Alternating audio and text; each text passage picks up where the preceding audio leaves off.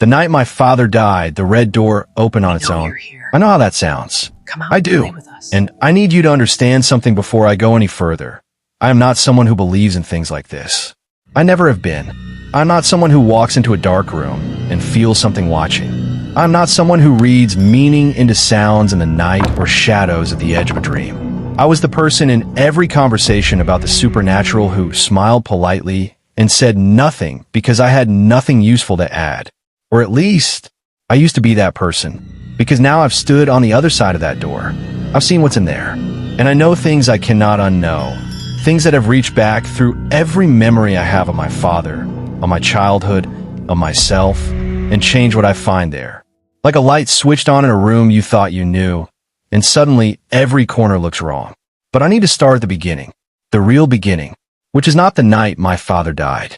The real beginning is a hallway, a child, a door that was the wrong color, and a man I had never once seen afraid, until the night he knelt on the floor in front of me and looked at me with eyes that I did not have the vocabulary at 7 years old to understand.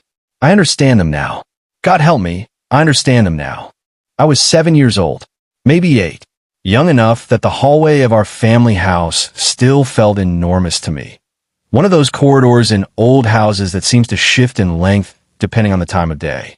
During the afternoon, when light came through the window at the far end, it was just a hallway. But at night, or on gray mornings when the overhead bulb cast its thin yellow light, it seemed to stretch, to recede, like the far end was always just slightly further away than it should have been. The house had a logic to it. The kitchen was warm and loud and always smelled of coffee and something cooking. The living room was cluttered in a comfortable way. Books on every surface, his reading chair angled toward the lamp, the particular mess of a man who lived alone in his own head most of the time. The upstairs felt like the rest of the house. Normal, lived in, real. But that hallway on the ground floor, the one that ran along the back of the house toward the utility rooms, always felt like a different country. The air moved differently in there. Cooler, even in summer. Quieter. The kind of quiet that feels less like absence of sound and more like presence of something that doesn't make sound. And at the very end of that hallway was the door. It was red. Not painted over red, not faded red, not red the way something becomes red by accident. Deliberately, intentionally, deeply red. The kind of color that has been chosen with purpose. Every other door in that house was white or pale pine. But this one was red, a dark, saturated red that seemed to absorb the hallway's thin light rather than reflect it. It had no handle on the outside, no knob, just a flat painted surface, a keyhole beneath which the darkness never changed no matter how close you brought your eye, and that color. I had always noticed it. Children notice things they sense they're not meant to ask about, and I had made my peace with its presence the way children make peace with the inexplicable, by filing it under things I would understand when I was older and moving on. But I had never touched it, never even gotten close. Something about the proximity to it made the small hairs on my arms rise. Not dramatically. Not in a way I could have articulated. Just a subtle wrongness, like a note played slightly flat. Enough to make you wince without knowing why. That night, one specific night, carved into my memory with a precision that 30 years have not blurred. I came downstairs for a glass of water, and I found my father in the hallway. He was kneeling, not standing, not leaning, kneeling, the way you kneel when you have no other option, when your legs simply take you down. His back was to me, his head slightly bowed, and one hand was pressed flat against the surface of the red door. His palm to the paint, his fingers spread. He was completely still, and even from the far end of the hallway, I could see the tension in him, the rigidity of someone trying to stay very, very calm. Someone listening, someone trying to hear something through the wood. I said his name, quietly, the way children say things when they sense something fragile in the air. He turned slowly, and his face was not the face I knew. My father had a face I could read the way you read weather, the small variations of expression that told you what kind of day it was going to be. I knew his anger, his tiredness, his warmth, his disappointment. I had never seen what I saw in that hallway. It was fear, not the performed fear of someone startled. Real fear, old fear, The kind that has been lived with so long that it has worn grooves. He controlled it almost immediately. He stood. He walked to me. He knelt down again, this time at my height, and he took both of my hands in both of his, and he looked at me with those grooved, careful eyes, and he said, "No matter what happens, no matter what you hear, no matter what you see or what it says to you, you must never open that door. Do you understand me?" Never. I asked him why. He held my gaze for a long moment, and I watched something move behind his eyes, a calculation, a decision, a door of his own closing. Then he pulled me into a hug, long tighter than usual, the kind of hug that isn't really about affection, the kind that is about keeping something safe inside your arms for as long as you can. He never answered the question, and I never asked it again. I told myself, I imagined the fear on his face. I told myself it for 30 years. I was wrong. My father died on a Tuesday morning in early November. Heart attack. The paramedics said it was fast. I've spent a considerable amount of time since then deciding whether that is comforting or not, and I still don't have an answer. He was 61, a private man, self-contained in a way I had always partly inherited and partly resented. He didn't collect people. He had a small number of old friends, a deep reluctance to talk about himself, and a relationship with silence that I used to mistake for coldness. I understand it differently now. The funeral was small and correct. People said the things people say. I shook hands and accepted condolences and drove home alone and sat in my flat until I was ready to do the practical work of grief, which mostly means paperwork and phone calls and the slow, administrative dismantling of a life. The house had been sitting untouched for 3 weeks. I drove out on Saturday, told myself it would take a weekend, pack the personal items, assess the furniture, call the estate agent on Monday. Simple tasks. Grief likes simple tasks. They give you something to do with the part of you that doesn't know what to do. I remember the smell when I opened the front door. Dust. Trapped air. The dense, layered stillness of a house that hasn't had a living person breathe inside it for 3 weeks. It's a particular smell, not bad, not good, just the smell of absence. A pause. Everything was exactly as he'd left it. His coffee mug rinsed and left on the draining board, not put away. A newspaper folded on the arm of his chair. His reading glasses on the side table, one arm slightly bent as if set down in the middle of something with the full intention of picking them back up in a moment. He hadn't, of course. He hadn't picked anything back up. I moved through the house slowly. The kitchen, the living room, where I ran my hand along the spines of his books and felt the specific sorrow of things that will never be touched by the person they belong to again. Upstairs, his bedroom. I stood in the doorway for a full minute before I could go in. The smell of him was still there. His sweaters in the wardrobe, his soap on the bathroom shelf, the wool and the wood and the particular human scent of someone you have known your entire life. Then I came back downstairs, and without entirely meaning to, I walked toward the back of the house. The hallway was dim. The overhead bulb had been replaced at some point with something less generous, a pale, thin light that barely reached the far end. The walls felt closer than I remembered.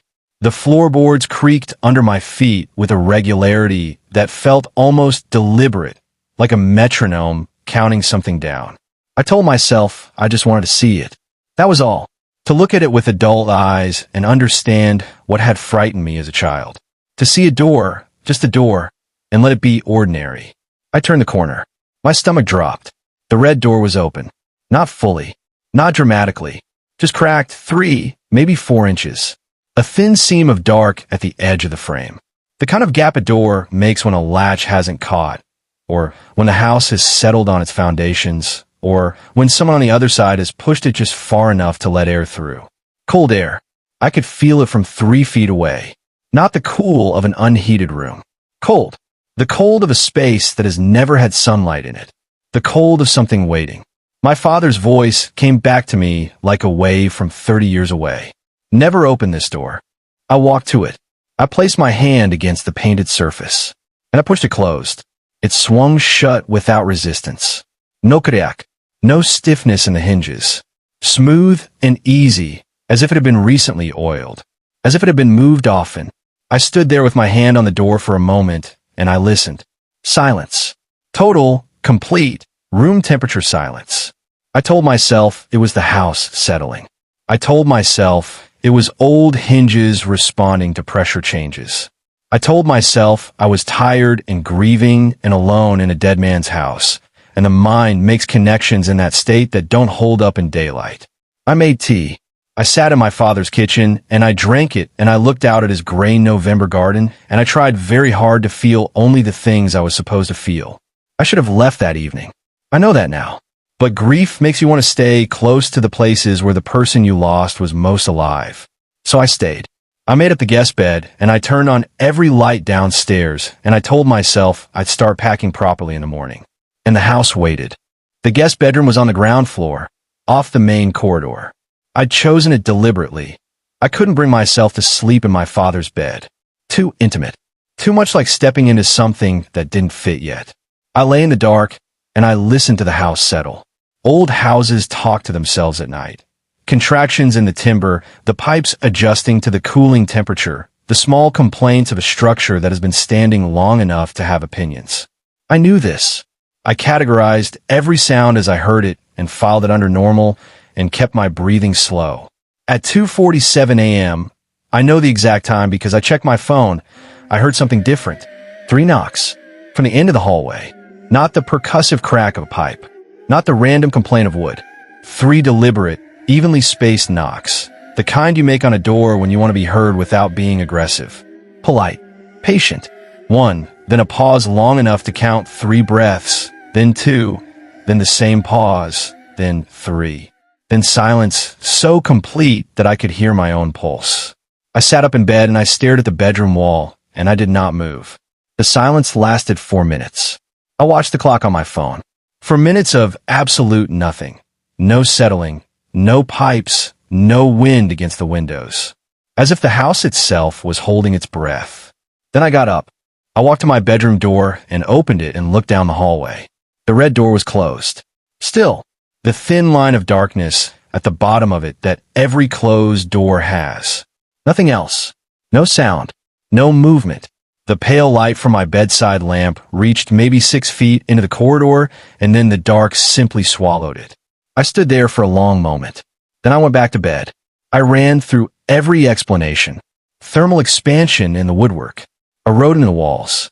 My own heartbeat amplified by an anxious mind into something it wasn't. All of them possible. All of them comfortable. I picked up my phone to check the time again. 3 missed calls. All within the last 20 minutes. All from his same number. My father's mobile number. The number that the phone company had confirmed 2 weeks ago had been deactivated. I sat with that in the dark for a very long time. My thumb hovered over the call log. I did not call back. I don't know what stopped me. Reason or fear or some animal instinct that understood, before my conscious mind did, that some calls should not be returned. I put the phone face down on the mattress, and I lay back down, and I stared at the ceiling until the gray of early morning began to creep under the curtains. I told myself it was a network error, a ghost in the phone system, an old number misfiring and some technical glitch that had nothing to do with anything. I told myself that with great conviction and moderate success. But I didn't sleep again. And in the morning, when I checked my phone, the calls were gone. No record in the log. No trace. As if they had never happened. As if something had tidied up after itself. I spent the following day doing practical things with great deliberateness. I packed books. I called the utility companies. I went through his filing cabinet and created organized stacks of documents. I kept every room bright.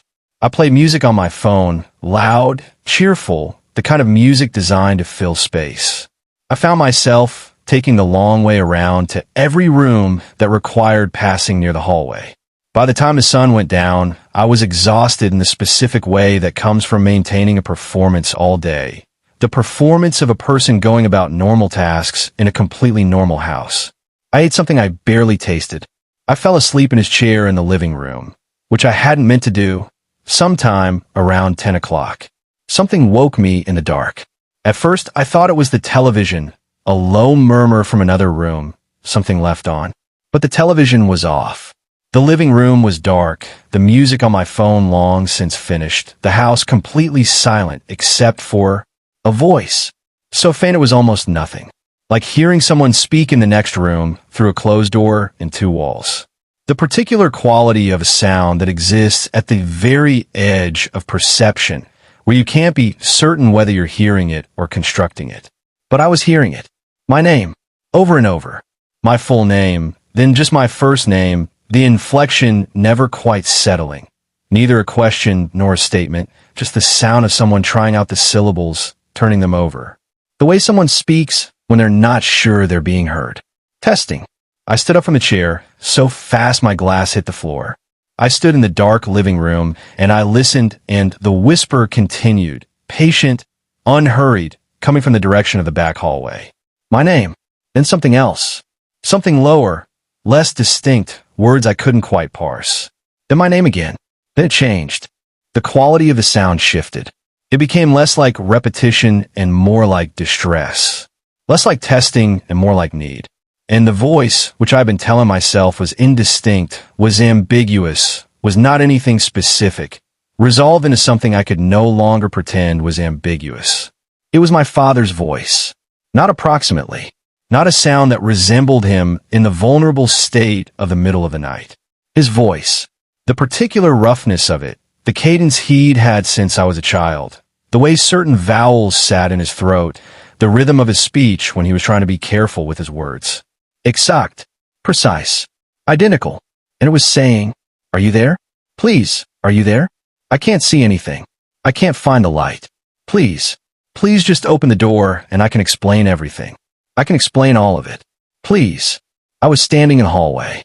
I hadn't decided to go to the hallway. I was simply there, 3 feet from the red door, the cold air breathing steadily out from underneath it, the whisper of my father's voice filling the space between us like water filling a vessel. My hand was half raised without my permission. And then the voice broke. A sound that I can only describe as grief. The rough, reluctant grief of a man who has never allowed himself to cry in front of anyone, forcing its way out. The kind of crying that sounds like a physical injury. The kind that is worse to hear than screaming because it comes from somewhere real. I am sorry. I'm so sorry I never told you more. I'm sorry I made you afraid of this house. Afraid of me. Afraid of things I should have explained. I was trying to protect you. I was always trying to protect you. And now I'm in here, and I can't get out, and all I need is for you to open the door. Just open the door. Please.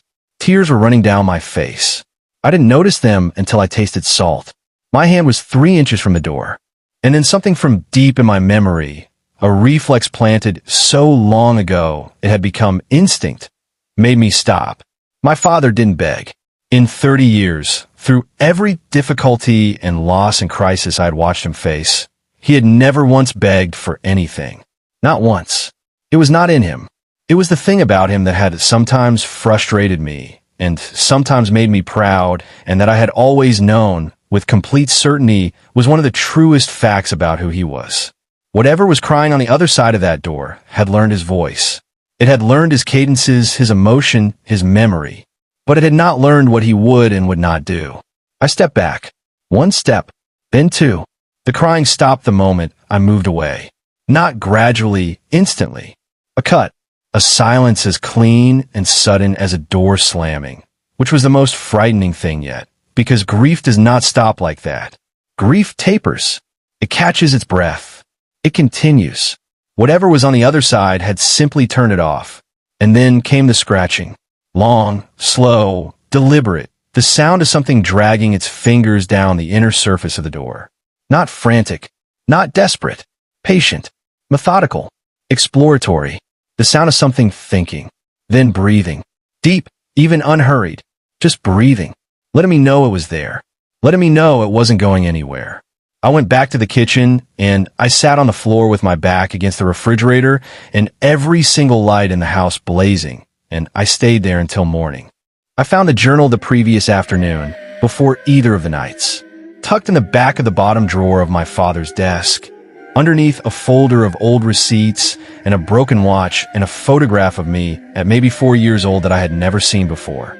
I had picked it up and read the 3 words on the cover and put it back down and closed the drawer and walked away from it. Because the 3 words were, "Do not read," in my father's handwriting, addressed, presumably, to me. To whoever found it after he was gone, a command, a warning, written in the same careful, controlled hand he had used for everything. Shopping lists, birthday cards, the single letter I ever received from him while I was away at university. I had been afraid of it before the knocking, before the whisper, before 2 nights of his voice bleeding through a red door at 3 in the morning. I wasn't afraid of it anymore. I reached across the table and I opened it to the first page. The first entry was dated 23 years ago. I had been 5 years old. My hands were not steady. The kitchen was gray and quiet, and the rest of the house was still, and somewhere at the far end of the back hallway, behind a closed red door, something breathed in the dark and waited and did not knock, and did not whisper, and did not speak. It was waiting. It had been waiting for a very long time, and now it knew I was reading. My father had been watching the door for over 2 decades, and what he had written in those pages was worse, so much worse, than anything I had heard through it. Watch out for part 2, What Knows Your Name? If you need more stories like this, please subscribe to Timeless Stories by Nova so you do not miss out.